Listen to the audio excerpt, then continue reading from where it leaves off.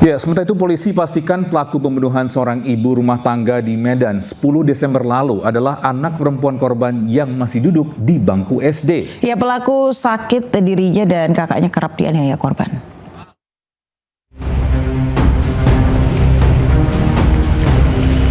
Polisi mengungkap kasus pembunuhan seorang ibu rumah tangga di Medan Sunggal, Medan, Sumatera Utara pada 10 Desember lalu. Polisi pastikan pelaku adalah anak perempuan korban yang masih duduk di kelas 6 SD. Kapolrestabes Medan, Kombes Pol Jen Calvin Simanjuntak mengatakan pelaku sakit hati lantaran korban kerap menganiaya dirinya dan kakaknya.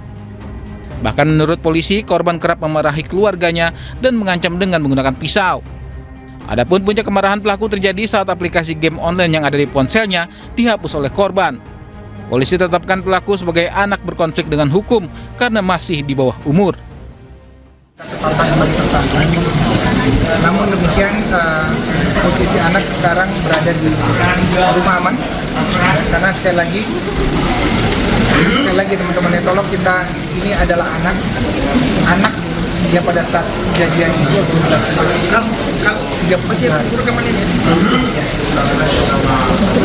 kemudian kita menggunakan KDRT.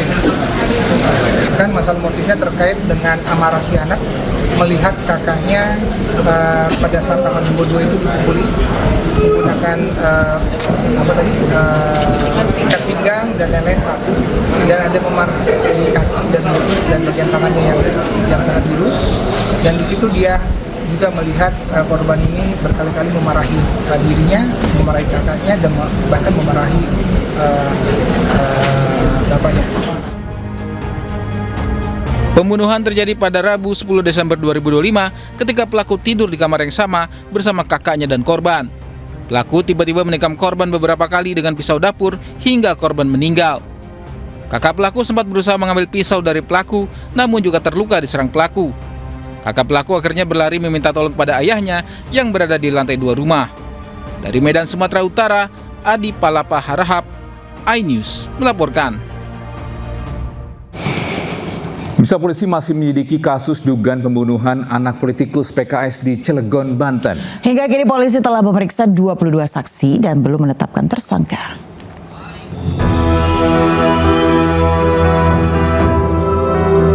Polisi masih menyelidiki secara intensif kasus dugaan pembunuhan anak politikus PKS di Cilegon, Banten. Kasus kini ditangani Polda Banten untuk memastikan proses pengungkapan berjalan lebih komprehensif, terkoordinasi, dan bebas dari celah prosedural. Kapolda Banten, Irjen Pol Hengki menegaskan, timnya terus berupaya mengungkapkan kasus ini, mulai dari pemeriksaan sejumlah saksi kunci, pengumpulan dan pendalaman barang bukti, hingga pelibatan tim laboratorium forensik untuk memastikan setiap petunjuk diuji secara ilmiah dan objektif. Ia juga menyatakan bahwa tahapan yang dijalankan sudah sesuai ketentuan hukum yang berlaku. Saya tidak akan menyampaikan perkembangannya, masih dalam tahap penyelidikan, ya, masih dalam tahap penyelidikan. Teknis penyelidikan kami tidak uraikan di sini. Kasus bakal ditarik ke Polda bagaimana? Siapa? Kasus. Memang sudah ditarik di Polda, gabungan Polda dan Polres Cilegon. Sementara itu, hingga kini Polres Cilegon sudah memeriksa 22 orang, meski belum ada tersangka yang ditetapkan. Dari Serang, Banten, Mahesa Apriandi, iNews melaporkan. Akibat hasrat berhubungan intim ditolak, seorang pria di Medan, Sumatera Utara tega membunuh istrinya. Pelaku juga sempat membuat alibi seolah-olah tidak mengetahui kematian korban.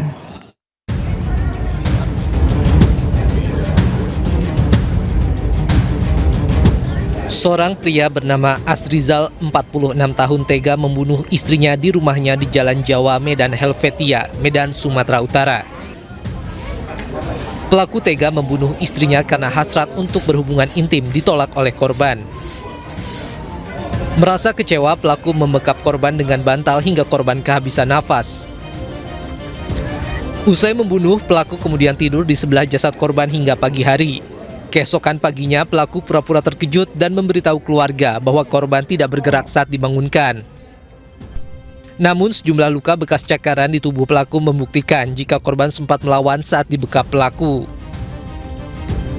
Dari hasil pemeriksaan kamera pengawas didapati adegan sesaat sebelum membunuh, pelaku sempat mematikan saklar kamera pengawas sehingga tidak dapat merekam aksinya.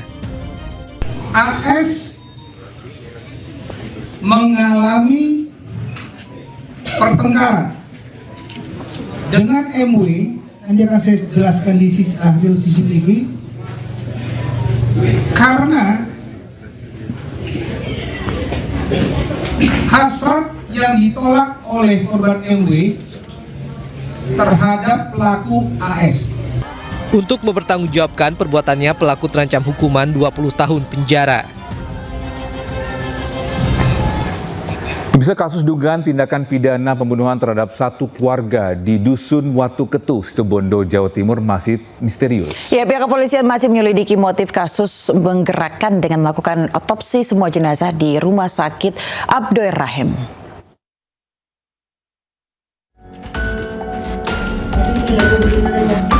Pembunuhan terjadi pada satu keluarga yang merupakan warga desa Demung, Kecamatan Besuki, Situbondo, Jawa Timur.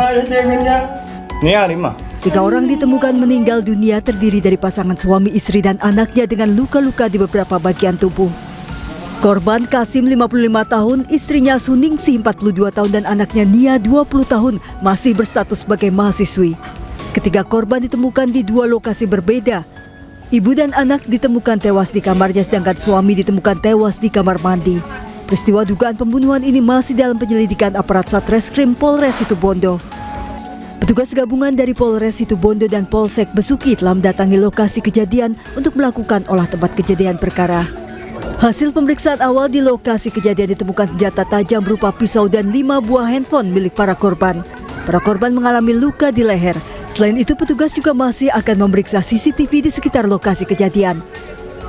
Melaksanakan rangkaian penyelidikan berikutnya, kami tadi sudah melaksanakan TKP. Hasil olah TKP itu kemudian kami saat ini kita lanjutkan dengan pelaksanaan otopsi terhadap ketiga korban. Untuk barang bukti yang diamankan di TKP sendiri tadi apa saja? Sementara kami tadi mengamankan beberapa item, antara lain ada mungkin pisau yang mungkin diduga sebagai alat, tapi kami belum bisa memastikan. Dan juga ada beberapa HP dan kemudian ada CCTV yang kita tadi nanti kaji, mungkin barangkali ada petunjuk-petunjuk. Petugas masih melakukan penyelidikan intensif untuk mengungkap pelaku dan motif di balik peristiwa tersebut. Sejumlah saksi sedang dimintai keterangan dan garis polisi masih dipasang di lokasi kejadian. Ya, kita beralih ke NTT di mana polisi temukan satu jasad perempuan korban tenggelam dari KM Putri Sakinah yang terjadi di Labuan Bajo. Ya, pemirsa, jasad yang ditemukan adalah putri pelatih tim sepak bola Valencia CF yang hingga kini masih dicari akibat kecelakaan itu.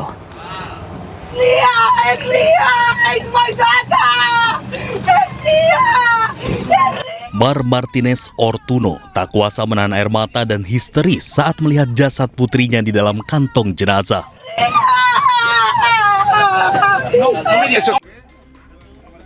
Hatinya hancur melihat putrinya meninggal dunia, sementara suaminya yang juga pelatih tim sepak bola putri Valencia FC, Martin Carreras Fernando, belum ditemukan. Martin dan 3 anaknya tenggelam saat menaiki kapal motor Putri Sakinah di perairan Labuan Bajo, Nusa Tenggara Timur. Sebelumnya, tim SAR menemukan satu jenazah korban KM Putri Sakinah, yaitu putri dari Martin Fernando dan Martinez Ortuno. Begitu melaksanakan pencarian, tim terima informasi pada pukul 06.05 bahwa satu body bag, satu korban jenazah ditemukan kurang lebih 1 nautical mile dari lokasi titik duga kapal itu mengalami karam atau tenggelam. Selanjutnya korban dievakuasi menuju ke pelabuhan Labuan Bajo dan dibawa menuju ke rumah sakit RSUD Labuan Bajo. Sebelumnya, KM Sakinah yang ditumpangi pelatih Valencia dan keluarganya tenggelam di sekitar Pulau Padar, kawasan Taman Nasional Komodo, NTT. Kapal yang mengangkut 11 orang itu mengalami mati mesin sebelum dihantam gelombang tinggi. Pelatih Valencia, Martin Fernando, dan 3 anaknya terbawa arus, sementara istri dan 1 anak bungsunya selamat. Tim Liputan iNews melaporkan.